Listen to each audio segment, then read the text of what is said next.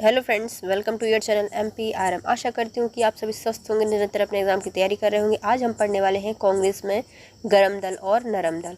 इसको हम घटना चक्र पूर्वावलोकन से कंप्लीट करेंगे। यह टॉपिक सभी कॉम्पिटिटिव एग्जाम के लिए SI, रेलवे, कांस्टेबल, पटवारी, रेलवे में जो अभी SI या कांस्टेबल की वैकेंसी निकली है उनके लिए और सभी PSC वगैरह के लिए ज़रूरी है। तो चलिए गाइस स्टार्ट करते हैं। यदि आप हमारे चैनल पर नए हैं और अभी तक चैनल सब्सक्राइब नहीं किया है तो यदि आपको हमारा वीडियो अच्छा लगे तो चैनल सब्सक्राइब कीजिए, वीडियो को लाइक कीजिए, कमेंट कीजिए, अपने प्यारे प्यारे फ्रेंड्स के साथ शेयर कीजिए।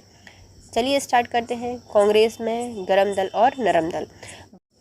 भारत में राष्ट्रीय आंदोलन की दिशा को महात्मा गांधी के पदार्पण के पूर्व इटली और अबिसिनिया युद्ध, जिसमें इटली की औपनिवेशिक शक्ति पराजित हुई थी, 1899 और 1901 के दौरान चीन में साम्राज्यवादियों के विरुद्ध चलाए गए बक्सर आंदोलन एवं रूस पर जापान की विजय, इन सबसे प्रभावित हुआ था। तो जो भारत का राष्ट्रीय आंदोलन है उसमें महात्मा गांधी के आने से पूर्व क्या क्या हो गया था। तो इटली में अबिसिनिया का युद्ध हो गया था, जिसमें क्या हुआ था, जो इटली की औपनिवेशिक शक्ति थी वह पराजित हो गई थी। 1899 से 1901 में जो चीन है वहाँ पर जो साम्राज्यवादी हैं उनका भी विरोध चल रहा था। बक्सर का आंदोलन हुआ था, रूस में जापान की विजय हो गई थी। इससे सब प्रभावित हो रहे थे, है ना। इससे सारी क्रांति अपनी यहाँ की जो भारत की चल रही है वह प्रभावित हो रही थी। किंतु इसमें वर्ष 1905 में जापान की रूस पर विजय का सबसे ज़्यादा प्रभाव पड़ा था। जो हमारे यहाँ पे क्रांति हो रही थी उसमें इतनी सारी क्रांतियों का प्रभाव तो पड़ रहा था, लेकिन सबसे ज़्यादा प्रभाव पड़ा था 1905 में जो जापान की रूस पर विजय थी उसका सबसे ज़्यादा प्रभाव पड़ा था। जापान ने वर्ष 1905 में जार शासी रूस को हरा कर स्वयं को सैनिक दृष्टि से एक शक्तिशाली यूरोपीय देश से श्रेष्ठ सिद्ध कर दिया था। तो जापान में क्या था, जारशाही शासन कर रहे थे। तो जापान के द्वारा रूस में जारशाही शासन को समाप्त करके सैनिक दृष्टि से एक शक्तिशाली यूरोपीय देश के रूप में एक श्रेष्ठता हासिल कर ली थी। इससे इस मिथ्या भ्रम को नाश कर दिया गया था कि गोरी जाति के लोग अजय हैं। मतलब इससे ये पता चल गया था कि जो ये अभी तक बता रहे थे ना अंग्रेज कि हम गोरे हैं और हमेशा विजय होते हैं, हम वही वॉरियर हैं, ये हैं वो हैं, जो एक मिथ्या फैला के रखी थी ना उसको भैया अंत कर दिया गया था जापान की क्रांति के कारण। मतलब रूस की जो क्रांति हुई थी, जापान ने रूस पर विजय प्राप्त कर ली, जारशाहियों को हरा दिया। इससे क्या भ्रम हट गया कि भैया जो गोरी जाति है इसको भी हराया जा सकता है। अब कांग्रेस के नरम दल के नेताओं की आंदोलन की प्रमुख पद्धति राजवामवाद आंदोलन था। यह कॉन्स्टिट्यूशनल एगिटेशंस के अकॉर्डिंग ही काम करते थे, अर्थात प्रशासन में भारतीयों की भागीदारी की मांग करते थे, जनता में राजनीतिक जागरूकता उत्पन्न करते थे। मतलब ये बहुत क्या चाहते थे, सिर्फ प्रशासन में भागीदारी मिल जाए और हम राजनीतिक जागरूकता कर दें कि हमारी सारी जो जनता है वह क्या हो जाए, जागृत हो जाए, राजनीतिक तरीके से जागृत हो जाए। सिर्फ यही काम करते थे नरम दल। वहीं जो गरम दल के नेता थे वह मुख्य रूप से उनकी मांगे क्या थी कि भाई अनुकूलन प्राविगटन हो जाए, उस पद्धति पे कार्य करते थे। इन्होंने 1907 में कांग्रेस के सूरत अधिवेशन में क्या हुआ, कांग्रेस के नरमपंथी और गर्मपंथी दोनों आके अलग अलग गुट में बट गए।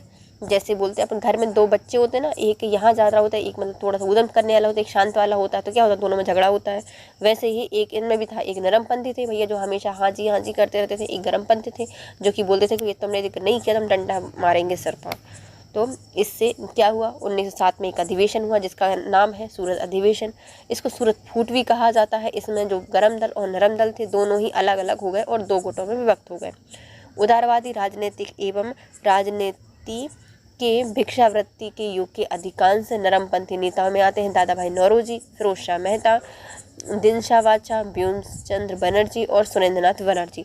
जो उदारवादी नेताओं में जो राजनीतिक भिक्षावृत्ति के युग में सबसे फेमस नेता थे, उनमें नरमपंथी नेता थे।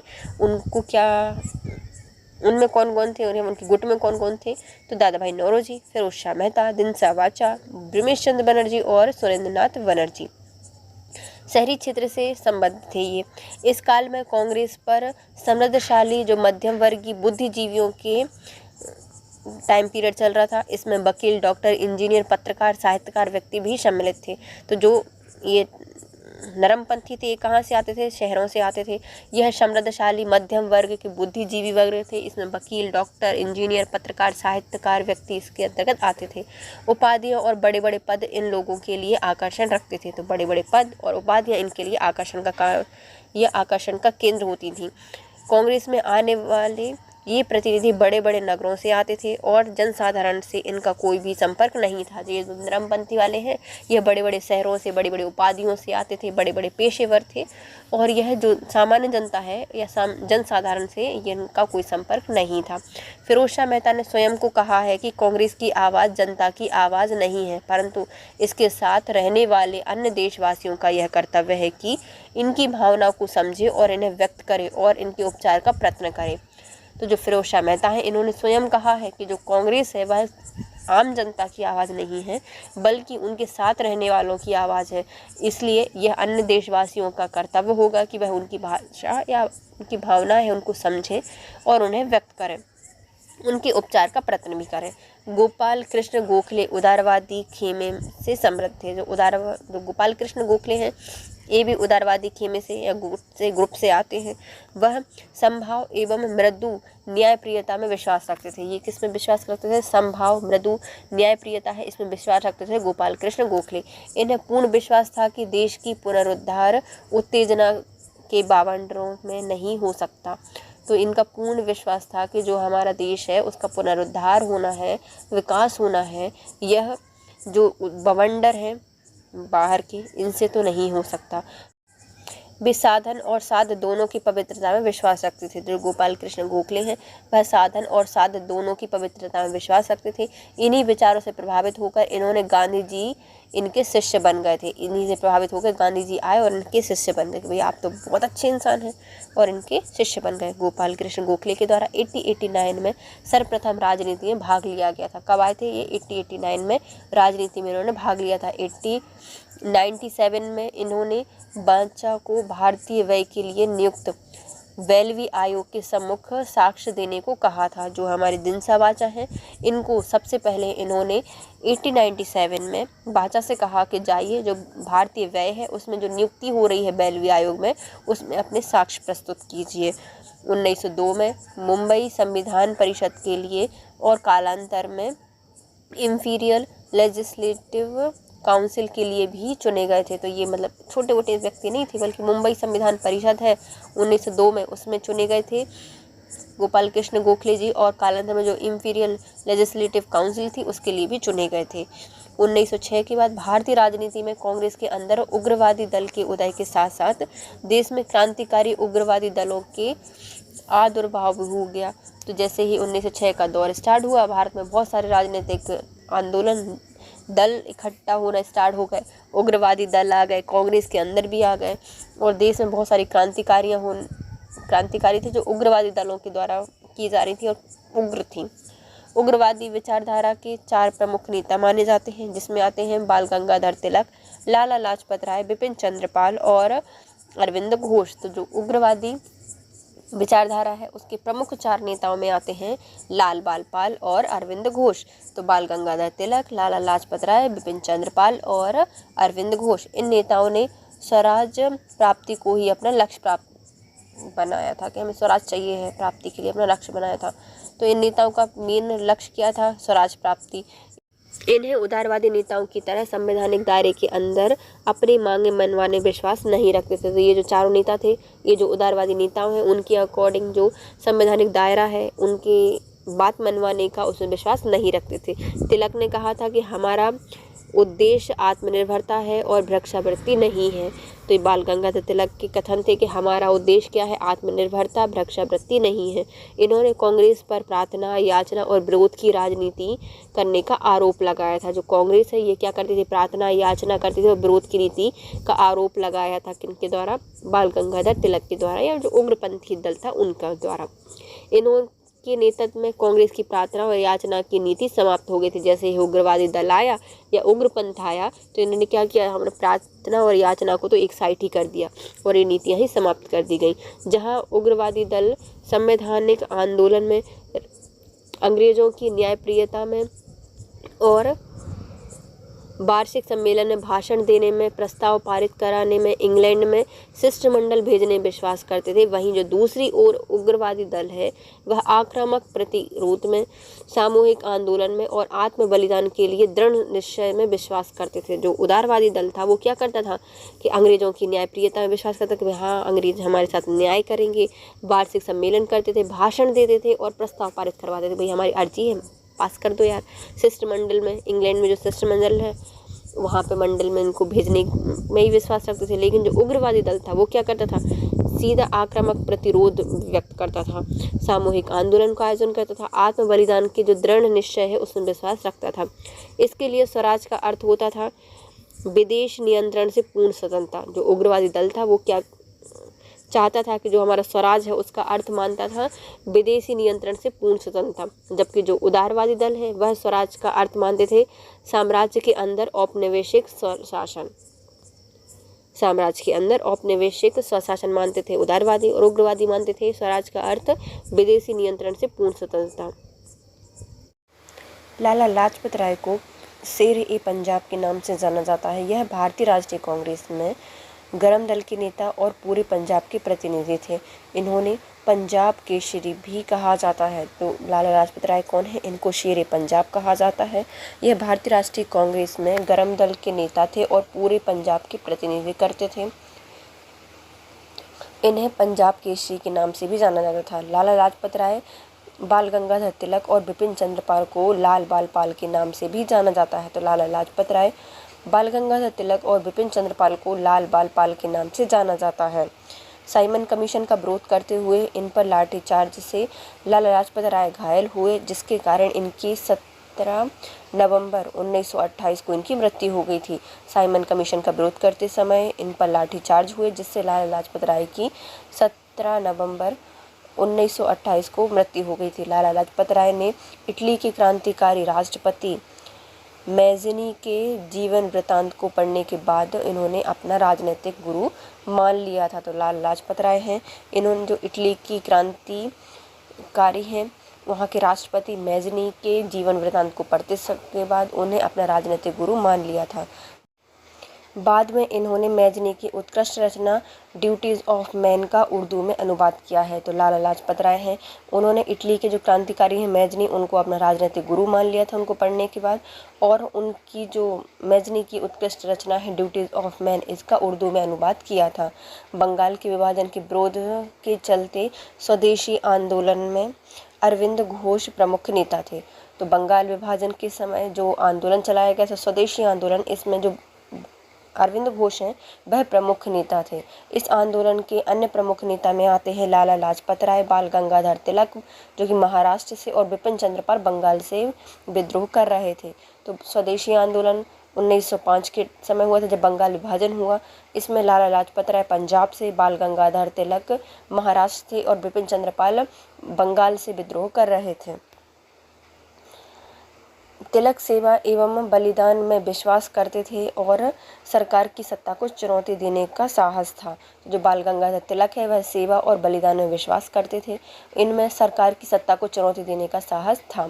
सर वैलेंटाइन सिरोल ने इन्हें भारत में अशांति का जन्मदाता कहा है। तो जो वैलेंटाइन सिरोल है, इनके द्वारा बाल गंगाधर तिलक को भारत में अशांति का जन्मदाता कहा गया है। बाल गंगाधर तिलक को सजा सुनाए जाने के पश्चात प्रसिद्ध विद्वान मैक्स मूलर ने दया की वकालत करते हुए कहा था कि संस्कृत में एक विद्वान के रूप में तिलक में मेरी दिलचस्पी है। तो बाल गंगाधर तिलक को जब सज़ा सुनाई गई थी उस समय जो प्रसिद्ध विद्वान है मैक्स मूलर, उन्होंने कहा था कि दया की वकालत करते हुए किन की, बाल गंगाधर तिलक की, इन्होंने कहा था संस्कृत में एक विद्वान के रूप में तिलक में मेरी दिलचस्पी है। 1908 में बाल गंगाधर तिलक को केसरी में प्रकाशित लेखों के आधार पर राजद्रोह का मुकदमा चलाकर 6 वर्ष की कारावास की सज़ा देकर मांडले जेल बर्मा भेज दिया गया था। 1908 में बाल गंगाधर तिलक को केसरी के प्रकाशन के लेख में राजद्रोह का मुकदमा चलाकर 6 वर्षों के कारावास की सज़ा देकर मांडले जेल बर्मा में भेजा गया था। तिलक को हुई इस सज़ा के विरोध स्वरूप मुंबई के कपड़े सूत मिल मजदूर ने देश में अपनी राजनीतिक हड़ताल की थी। तो बाल गंगाधर तिलक को जब सजा हुई और कहाँ भेजा गया, बर्मा भेजा गया था, मांडले जेल में। तो इसके विरोध में जो मुंबई में कपड़ा मिल मजदूर हैं, इनके द्वारा देश में पहली बार राजनीतिक हड़ताल की गई थी। मांडले जेल में इन्होंने गीता रहस्य नामक पुस्तक लिखी है। तो मांडले जेल में इन्होंने क्या किया था, गीता रहस्य नामक पुस्तक लिखी है। तिलक सांप्रदायिकतावादी नहीं थे। तो जो बाल गंगाधर तिलक है वह सांप्रदायिकतावादी नहीं थे। वे प्रथम राष्ट्रवादी नेता थे जिन्होंने जनता से निकट का संबंध स्थापित करने का प्रयत्न किया था। तो बाल गंगाधर तिलक ऐसे प्रमुख और प्रथम ऐसे नेता थे जिन्होंने जनता के साथ निकटता से संबंध स्थापित करने का प्रयास किया था। इस दृष्टि से वे महात्मा गांधी के अग्रगामी रहे हैं। मतलब महात्मा गांधी से पहले जनता के साथ संपर्क स्थापित किया है बाल गंगाधर तिलक ने। इस उद्देश्य से उन्होंने अखाड़े, लाठी क्लब, गौ हत्या विरोधी सभाएं स्थापित की थी। इसलिए बाल गंगाधर तिलक के द्वारा कुछ अखाड़े, लाठी क्लब और गौ हत्या विरोधी संस्थाएं भी स्थापित की गई थी। इन्होंने महाराष्ट्र में शिवाजी महोत्सव और गणपति पर्व आरंभ किया था। बाल गंगाधर तिलक के द्वारा शिवाजी महोत्सव और गणपति पर्व उत्सव आरंभ किया गया ताकि जनता में राष्ट्र सेवा की भावना जागे, जिससे कि क्या हो, जो जनता है उसमें जन सेवा की भावना जागृत हो। बाल गंगाधर तिलक की 1 अगस्त 1920 को मृत्यु हो गई थी। बाल गंगाधर तिलक की 1 अगस्त 1920 को मृत्यु हो जाने के बाद उनकी अर्थी को महात्मा गांधी के साथ मौलाना शौकत अली और डॉक्टर शरीफुद्दीन कुचलू ने उठाया था। तो बाल गंगाधर तिलक की मृत्यु कब हुई थी, 1 अगस्त 1920 को हुई थी। इनकी अर्थी को कंधा दिया था बाल गंगाधर तिलक की अर्थी को किसने दिया था, कंधा, महात्मा गांधी, मौलाना शौकत अली और डॉक्टर शरीफुद्दीन कुचलू के द्वारा। हशरत मोहानी, मौलाना हशरत मोहानी ने उस समय शोक गीत पढ़ा था। तो किसके द्वारा पढ़ा गया था, मौलाना हशरत मोहानी के द्वारा शोक गीत पढ़ा गया था। अब आते हैं इससे संबंधित प्रश्न उत्तर। महात्मा गांधी के पदार्पण से पूर्व भारत में राष्ट्रीय आंदोलन की दिशा को निम्नलिखित में से किन अंतर्राष्ट्रीय घटनाओं ने प्रभावित किया था। तो 1898 की इटली और अबिसीनिया युद्ध ने, तो हाँ, तो 1899 और 1900 के समय इटली में जो अबिसीनिया युद्ध हुआ था उसने प्रभावित किया था। चीन के बक्सर आंदोलन के द्वारा, तो चीन का जो बक्सर आंदोलन था उसके द्वारा आयरलैंड के क्रांतिकारी नेताओं ने और आंदोलन से, जो आयरलैंड के क्रांतिकारी आंदोलन थे उनने प्रभावित किया था। रूस जापान के युद्ध में जापान की विजय ने, रूस जापान के युद्ध में जापान की विजय ने प्रभावित किया था भारत में क्रांतिकारी घटनाओं को। उपयुक्त सभी। भारत में राष्ट्रीय आंदोलन की दिशा में महात्मा गांधी के पदार्पण के पूर्व इटली का अबिसीनिया युद्ध, जिसमें इटली की औपनिवेशिक शक्ति पराजित हुई थी 1899 से 1901 के दौरान, चीन में साम्राज्यवादियों के विरुद्ध चल रहे बक्सर युद्ध एवं रूस पर जापान की विजय, इन सब ने प्रभावित किया था। किंतु 1905 में जो जापान की रूस पर विजय हुई थी उसने सबसे ज़्यादा प्रभावित किया था। जापान में वर्ष 1905 में जार शाही रूस को हराकर स्वयं को सैनिक दृष्टि से एक शक्तिशाली यूरोपीय देश से श्रेष्ठ सिद्ध कर दिया था। इससे इस मिथ्या का भ्रम नष्ट या निवारण हो गया था जो कि गौर जाति के लिए अजय थी। कांग्रेस के नरम दल के नेताओं के आंदोलन की पद्धति क्या थी। तो जो नरम दल के नेता थे वो क्या करते थे, राजा बामबंद आंदोलन करते थे। कांग्रेस के नरम दल के नेताओं की आंदोलन की प्रमुख पद्धति राजा बामबंद आंदोलन, कॉन्स्टिट्यूशनल एगिटेशंस अर्थात प्रशासन में भारतीयों की भागीदारी की मांग और जनता में राजनीतिक जागरूकता उत्पन्न करना था। निम्नलिखित में से किस आंदोलन के कारण भारतीय राष्ट्रीय कांग्रेस का विभाजन हुआ, जिसके परिणाम स्वरूप नरम दल और गरम दल विभाजित हो गए थे। तो ये हुआ था स्वदेशी आंदोलन को लेकर। स्वदेशी आंदोलन तथा विदेशी वस्तुओं के बहिष्कार में बंगाल से बाहर प्रसार को लेकर कांग्रेस के उग्रपंथी और नरमपंथी दलों में मतभेद व्याप्त हो गए थे। नरमपंथी आंदोलनकारी स्वदेशी और बहिष्कार आंदोलन को बंगाल तक ही सीमित न रखकर उसे देश के अन्य हिस्सों तक पहुंचाना चाहते थे, लेकिन केवल विदेशी माल के बहिष्कार से ही संतुष्ट नहीं थे, बल्कि वे चाहते थे कि अंग्रेज हुकूमत को किसी भी तरह का सहयोग न दिया जाए। अधिकतर नरमपंथी नेता क्या थे? तो जो अधिकतर नरमपंथी थे वह शहरी क्षेत्र से आते थे। उदारवादी राजनीतिक एवं राजनीतिक भिक्षावृत्ति के युग में अधिकांश नरमपंथी नेता जैसे कि दादा भाई नौरोजी, फिरोज शाह मेहता, दिनसा बाचा, बिमनिश चंद्र बनर्जी, सुरेंद्रनाथ बनर्जी आदि शहरी क्षेत्र से संबंधित हैं। इस काल में अंग्रेजों पर समृद्धशाली मध्यम वर्गीय बुद्धिजीवियों का उनके वकील, डॉक्टर, इंजीनियर, पत्रकार और साहित्यकार व्यक्ति सम्मिलित थे और उनका अधिकार था। उपाधियों और बड़े बड़े पद इन लोगों के लिए आकर्षण रखते थे। कांग्रेस में आने वाले वे प्रतिनिधि बड़े बड़े नगरों से आते थे और जनसाधारण में इनका कोई भी संपर्क नहीं था। निम्नलिखित में से किसने 1904 में लगातार भारत को स्वशासन देने पर बल दिया है? स्वशासन देने पर सबसे ज़्यादा बल दिया गया है दादा भाई नौरोजी के द्वारा। दादा भाई नौरोजी ने भारत के लिए स्वराज्य स्वशासन की मांग 1904 में इंटरनेशनल सोशलिस्ट कांग्रेस में पहली बार रखी थी। वर्ष 1905 में कांग्रेस के बनारस अधिवेशन में अपने संदेश में भी स्वशासन सेल्फ गवर्नमेंट की बात कही गई है। 1906 में कांग्रेस अधिवेशन ने अपनी अध्यक्षीय भाषण में स्वराज की मांग रखी गई थी। तो इन्होंने 1904 में इंटरनेशनल सोशलिस्ट कांग्रेस में अपनी पहली बार बात रखी थी। निम्नलिखित में से कौन उग्रपंथी नहीं था? बाल गंगाधर तिलक थे, मदन लाल थे और ऊधम सिंह थे। ये तीनों थे, लेकिन गोपाल कृष्ण गोखले नहीं थे। गोपाल कृष्ण गोखले एक उदारवादी खेमे से संबंधित थे। वह संभाव और मृदु न्यायप्रियता में विश्वास रखते थे। इन्हें पूर्ण विश्वास था कि देश का पुनरुद्धार उत्तेजना के बवंडरों में नहीं हो सकता। वे साधन और साध्य दोनों की ही पवित्रता में विश्वास रखते थे। निम्नलिखित में कौन उग्र राष्ट्रवाद के उल्लेखनीय नेताओं में से एक नहीं है? तो उदारवादी नेता कौन है? गोपाल कृष्ण गोखले हमारे उदारवादी नेता से आते हैं, जबकि बाल गंगाधर तिलक, बिपिन चंद्र पाल और लाला लाजपत राय ये क्या है? उग्रवादी नेता हैं।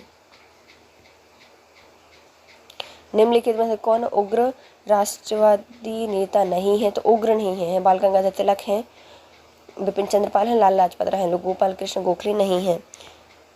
किसने भारतीय राष्ट्रीय कांग्रेस पर प्रार्थना, याचना और विरोध की नीति करने का आरोप लगा था? तो ये बाल गंगाधर तिलक के द्वारा भारतीय राष्ट्रीय कांग्रेस पर प्रार्थना, याचना और विरोध की नीति का आरोप लगाया था। 1906 के बाद भारतीय राजनीति में कांग्रेस के अंदर उग्रवादी दल के उदय के साथ साथ देश में क्रांतिकारी उग्रवादी आंदोलन दलों का आविर्भाव हुआ। उग्रवादी विचारधारा के 4 प्रमुख नेता थे: बाल गंगाधर तिलक, लाला लाजपत राय, बिपिन चंद्र पाल और अरविंद घोष। इन नेताओं ने स्वराज प्राप्ति को ही अपना लक्ष्य माना था। इन उदारवादी नेताओं की तरह संवैधानिक दायरे के अंदर अपनी मांगें मनवाने विश्वास नहीं रखते थे, जो उदारवादियों की तरह नहीं रखते थे। तिलक ने कहा था कि हमारा उद्देश्य आत्मनिर्भरता है, भिक्षावृत्ति नहीं है। इन्होंने कांग्रेस पर प्रार्थना, याचना और विरोध की राजनीति करने का आरोप लगाया था।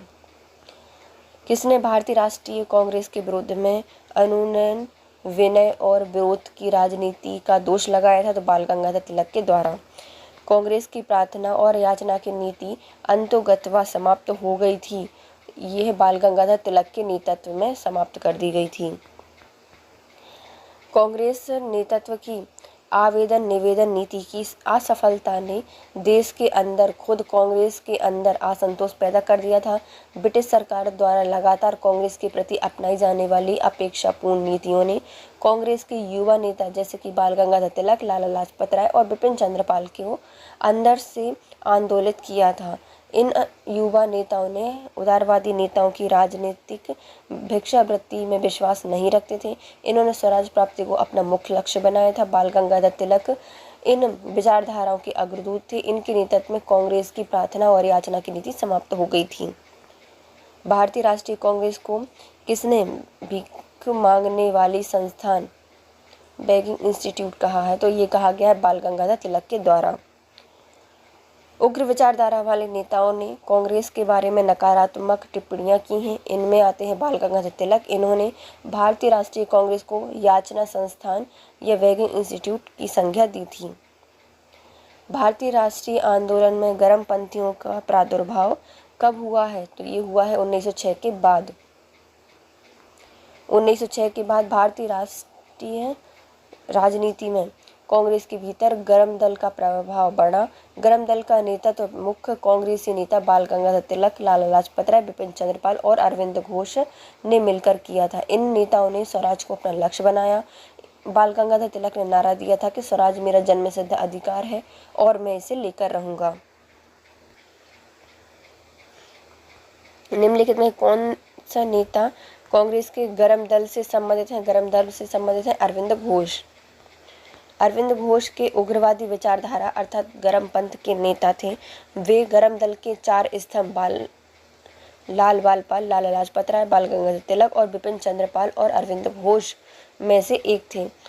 1893 से 1894 में इन्होंने एक लेख में उन्होंने कहा था कि कांग्रेस श्रमिक वर्ग से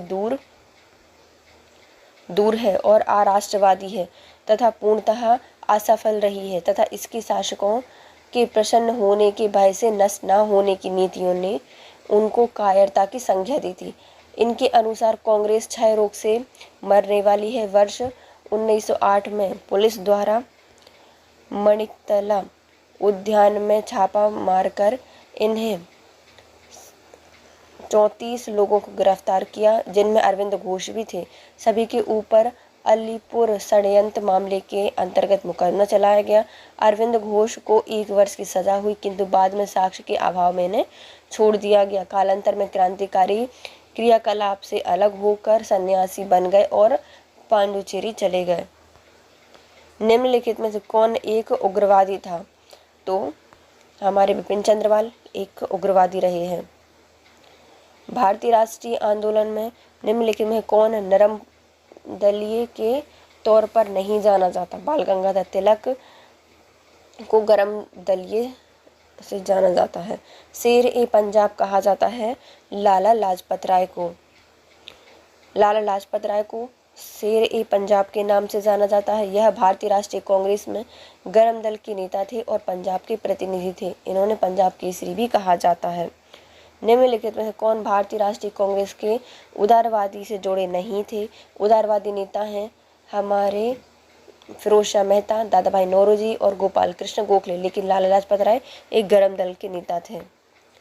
निम्नलिखित में से किस एक को लाला लाजपत राय ने अपने राजनीतिक गुरु माना है? तो मैजिनी को राजनीतिक गुरु माना है। लाला लाजपत राय ने इटली के क्रांतिकारी राष्ट्रपति मैजिनी की जीवन वृत्तांत को पढ़ने के बाद उन्हें अपना राजनीतिक गुरु माना और उनकी उत्कृष्ट रचना द ड्यूटीज ऑफ मैन का उर्दू में अनुवाद किया है। इन्होंने मैजिनी, गैरिबाल्डी, शिवाजी और श्री कृष्ण की जीवनी लिखी है। वह अमेरिका में कुछ समय के लिए रहे थे। वे केंद्रीय सभा के सदस्य भी निर्वाचित हुए थे। कौन है? तो ये है लाला लाजपत राय। पंजाब केसरी नाम से प्रसिद्ध भारतीय स्वतंत्रता सेनानी लाला लाजपत राय ने 1907 में 6 माह के निर्वासन के दौरान कुछ समय के लिए अमेरिका में रहे थे और प्रथम विश्व युद्ध के दौरान भारत लौटे थे। राजनीतिक के साथ साथ वे ओजस्वी लेखक भी रहे हैं। इन्होंने भगवान श्री कृष्ण, शिवाजी, स्वामी विवेकानंद, सरस्वती, मैजिनी और गैरिबाल्डी के संक्षिप्त जीवनी भी लिखी है। इन्हें unhappy India, the story of my deportation में अपनी महत्वपूर्ण रचनाएं भी हैं। द स्टोरी ऑफ माई डिपोटेशंस में इन्होंने अपनी रचनाएं प्रस्तुत की हैं। निम्नलिखित में से कौन मध्यम मार्गी नहीं है? तो मध्यम मार्गी बाल गंगाधर तिलक नहीं थे। कांग्रेस की प्रारंभिक उदारवादी एवं मध्यम मार्गी नीतियों ने नव राष्ट्रवादियों के रूप में मुख्य बाल गंगाधर तिलक, लाला लाजपत राय और बिपिन चंद्रपाल का मोह भंग हो गया था। बाल गंगाधर तिलक इन विचारधाराओं के अग्रदूत थे और वे मध्यम मार्गी न होकर एक उग्र नीति के समर्थक थे। निम्नलिखित नेताओं में से कौन स्वदेशी के समर्थक थे, तो स्वदेशी के समर्थक थे हमारे अरविंद घोष।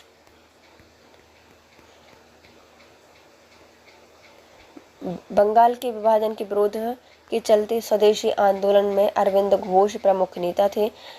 इस आंदोलन के अन्य प्रमुख नेता में लाला लाजपत राय, बाल गंगाधर तिलक और बिपिन चंद्र पाल प्रमुख थे। निम्नलिखित में से किसे भारतीय अशांति का जन्मदाता कहा जाता है? तो बाल गंगाधर तिलक को।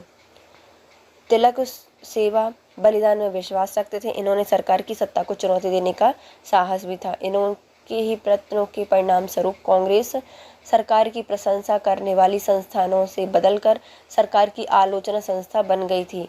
एंग्लो इंडियन नौकरशाही इन्हें विरोधी समझती थी। सर वैलेंटाइन शेरोल ने अपनी एक कृति में भारत में अशांति के जन्मदाता बाल गंगाधर तिलक को कहा है। तिलक शेरोल पर मानहानि का मुकदमा चलाने के उद्देश्य से इंग्लैंड गए थे। यद्यपि वे मुकदमा हार गए, किंतु इनका उचित प्रभाव हुआ। बाल गंगाधर तिलक को किसने अशांति का जन्मदाता कहा था? तो वैलेंटाइन शेरोल ने। इन्होंने कहा था कि बाल गंगाधर तिलक अशांति के जन्मदाता हैं, वैलेंटाइन शेरोल के द्वारा। निम्नलिखित में से भारतीय अशांति के जन्मदाता या जनक कहे जाते हैं बाल गंगाधर तिलक। बीजे तिलक को सजा के पश्चात निम्नलिखित में से किसने दया की वकालत की थी और कहा था कि संस्कृत के एक विद्वान के रूप में तिलक में मेरी दिलचस्पी है? तो ये मैक्स मूलर के द्वारा कहा गया था। बाल गंगाधर तिलक को सजा सुनाने के पश्चात प्रसिद्ध विद्वान मैक्स मूलर ने दया की वकालत करते हुए कहा था कि संस्कृत के एक विद्वान के रूप में तिलक में मेरी दिलचस्पी है। बाल गंगाधर तिलक लोकमान्य तिलक के नाम से जाने जाने लगे जब उपयुक्त में से कोई नहीं। ब्रिटिश सरकार ने बाल गंगाधर तिलक को पुणे के असिस्टेंट कलेक्टर रैंड की हत्या के मामले में अभियुक्त बनाया था और तिलक को दोषी पाया गया था। 18 माह के कठोर कारावास की सजा सुनाई गई। जब वे जेल से बाहर आए तो वे राष्ट्रीय नायक के रूप में उभरे थे। इस तरह कई एक घटना नहीं थी, मतलब कोई भी एक ऐसी घटना नहीं थी जिसके बाद राष्ट्रवादी कार्यों के बाद तिलक को लोकमान्य की उपाधि दी गई थी। 1908 में 6 वर्ष के कारावास की सजा में स्वतंत्रता संग्राम में किस उग्रवादी नेता को सजा दी गई थी? तो यह है बाल गंगाधर तिलक। 1908 में बाल गंगाधर तिलक को केसरी में प्रकाशित लेख के आधार पर राजद्रोह का मुकदमा चलाया गया और 6 वर्ष के कारावास दिया गया था, जिसमें उनको मांडले बर्मा जेल में भेजा गया था। 1908 में बाल गंगाधर तिलक को जेल हुई थी 6 वर्ष का कारावास। भारत के राष्ट्रीय आंदोलन के प्रारंभिक दौर में उग्रवादी विचारधारा को निम्नलिखित में कौन एक निरूपित करता है? तो आयातित वस्तुओं पर देसी वस्तुओं को प्रायश्चित देकर देशज वस्तुओं के उत्पाद को बढ़ावा देना? नहीं। संवैधानिक साधनों और याचनाओं के स्थान पर आक्रामक घटनाओं से स्वशासन प्राप्ति करना? तो ये सही है। इन्होंने अब उग्रवादियों का उदय हो गया था। जहां पर उदारवादी दल संवैधानिक आंदोलन में, अंग्रेजों की न्यायप्रियता में, वार्षिक सम्मेलन और भाषण देने में, प्रस्ताव पारित कराने में, इंग्लैंड में शिष्टमंडल भेजने में विश्वास करते थे, वहीं दूसरी ओर उग्रवादी दल आक्रामक प्रतिनिरोध में, सामूहिक आंदोलन में, आत्म बलिदान के लिए दृढ़ निश्चय में विश्वास करते थे। इनके लिए स्वराज का अर्थ विदेशी नियंत्रण से स्वतंत्र होना था, जबकि जो उदारवादी दल है वह स्वराज का अर्थ साम्राज्य के अंदर औपनिवेशिक स्वशासन को मानते थे। भारतीय मुसलमान सामान्य रूप से उग्रवादी आंदोलन की ओर अग्रसर नहीं हुए थे। इसका कारण क्या था? क्योंकि उग्रवादियों की हिंदू अतीत का राग अलापने की नीति। तो जो मुसलमान थे वह सामान्य रूप से उग्रवादी आंदोलन की ओर आकर्षित नहीं हुए थे, क्योंकि जो उग्रवादी नेता थे वह हिंदू अतीत का राग आलापते थे। भारतीय मुसलमान सामान्य रूप से उग्रवादी आंदोलन की ओर आकर्षित नहीं हुए थे, क्योंकि उग्रवादी नेता हिंदू अतीत को वापस लाने की बात करते थे। इसमें अरविंद घोष ने कहा था कि स्वतंत्रता मेरा जन्म का उद्देश्य है और हिंदू धर्म की ही हमें इस उद्देश्य की प्राप्ति करेगा। जो हिंदू धर्म है वो ही हमारे धर्म है, ये इस उद्देश्य की प्राप्ति करेगा। राष्ट्रीयता एक धर्म है और यह ईश्वर की देन है। यह कहा था अरविंद घोष के द्वारा। कथन ए क्या कहता है? बाल गंगाधर तिलक एक सांप्रदायिकवादी थे। तो ये गलत हो जाएगा क्योंकि वह सांप्रदायिकवादी नहीं थे। इन्होंने धर्म का राजनीतिक अस्त्र के रूप में प्रयोग किया है, तो ये सही है। इन्होंने धर्म का राजनीतिक अस्त्र के रूप में प्रयोग किया है बाल गंगाधर तिलक ने। कथन मतलब कारण, कथन ई गलत है लेकिन आर उसका कारण सही है। बाल गंगाधर तिलक है वह सांप्रदायिकतावादी नहीं थे। वे प्रथम राष्ट्रवादी नेता थे जिन्होंने जनता से निकट का संबंध स्थापित करने का प्रयास किया था। इस दृष्टि से बाल गंगाधर तिलक हैं वह महात्मा गांधी के अग्रगामी रहे थे। इस उद्देश्य से इन्होंने अखाड़े, लाठी क्लब और गोहत्या विरोधी संस्थाएं स्थापित की थी। इन्होंने महाराष्ट्र में शिवाजी महोत्सव, गणपति पर्व आरंभ किए थे ताकि जनता में राष्ट्र सेवा की भावना जगाएं। इस प्रकार इन्होंने धर्म का राजनीतिक अस्त्र के रूप में प्रयोग किया, परंतु इनका उद्देश्य सांप्रदायिकतावादी नहीं बल्कि जन जागरण का था। महाराष्ट्र में गणपति पर्व का श्री गणेश किया गया था बाल गंगाधर तिलक ने। निम्नलिखित में से किसने महाराष्ट्र में गणपति पर्व का कायाकल्प किया और बाद में यह राष्ट्रीय उत्सव हो गया, उसका स्वरूप राजनीतिक हो गया? ये कब कहा, किसने किया था? तो बाल गंगाधर तिलक के द्वारा किया गया था। महात्मा गांधी के समय निम्न मुसलमानों में से किसने बाल गंगाधर तिलक की अर्थी उठाई थी? तो यह शौकत अली के द्वारा और महात्मा गांधी जी के द्वारा और शफरुद्दीन किचलुद्दीन के द्वारा उठाई गई थी। बाल गंगाधर तिलक 1 अगस्त 1920 को मृत्यु के बाद उनकी अर्थी को महात्मा गांधी के साथ शौकत अली और डॉक्टर शफरुद्दीन किचलू ने उठाया था। मौलाना हशरत मोहानी के द्वारा इसमें शोक गीत पढ़ा गया था। इसके साथ हमारा आज का वीडियो होता है कंप्लीट गाइस। यदि आपको वीडियो थोड़ा सा भी यूज़फुल लगा है तो प्लीज़ गाइस पहले वीडियो को लाइक कीजिए, कमेंट कीजिए, प्यारे प्यारे फ्रेंड्स के साथ शेयर कीजिए। Thank you so much guys, have a nice day.